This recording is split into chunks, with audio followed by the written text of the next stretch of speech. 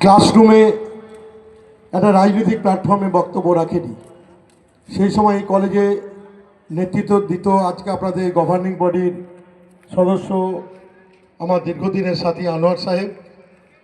তো আজকে এই মহতী অনুষ্ঠানে আজকের এই কলেজের প্রিন্সিপাল ডক্টর সম্রাট বন্দ্যোপাধ্যায় মহাশয়, এই কলেজের প্রেসিডেন্ট বন্ধু ইমানি বিশ্বাস সহ কলেজ গভর্নিং বডির সদস্য, জেলার বিভিন্ন কলেজ থেকে আগত অধ্যাপক অধ্যাপিকা, আজকের যারা পার্টিসিপেশনে অংশগ্রহণ করছেন আমার স্নেহের ছাত্রছাত্রী ভাই বোনেরা, মঞ্চে সম্মানিত অতিথিবৃন্দ, আমি যখন দেখছিলাম মার্চ পাস তখন ভাবছিলাম যে কোথা থেকে বলবো আর কোথা থেকে শেষ করব।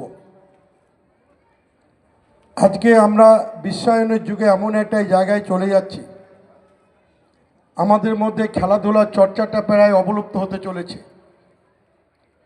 আজকে মোবাইলে আবদ্ধ হয়ে যাচ্ছি।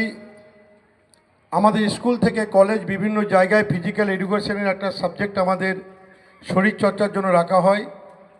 শরীরচর্চাটা আমাদের জীবনের সবচেয়ে গুরুত্বপূর্ণ একটা অংশ।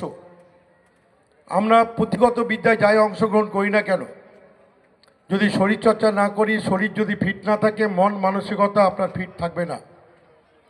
আজকেও যখন আপনি ডাক্তারের চেম্বারে যদি অসুখ নিয়ে যান, ডাক্তারও প্রথম আপনাকে প্রেসক্রাইব করবেন মাঠমুখী হন, মাঠে দৌড়ঝাঁপ করুন, আপনাকে চেম্বারে আসতে হবে না।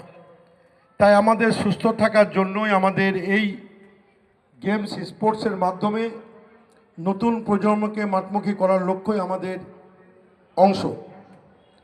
আমি প্রিন্সিপাল স্যারকে জিজ্ঞেস করছিলাম, আমাদের জেলায় সম্ভবত 30টি কলেজ রয়েছে, আজকে 20টি কলেজ পার্টিসিপেশন অংশগ্রহণ করছেন।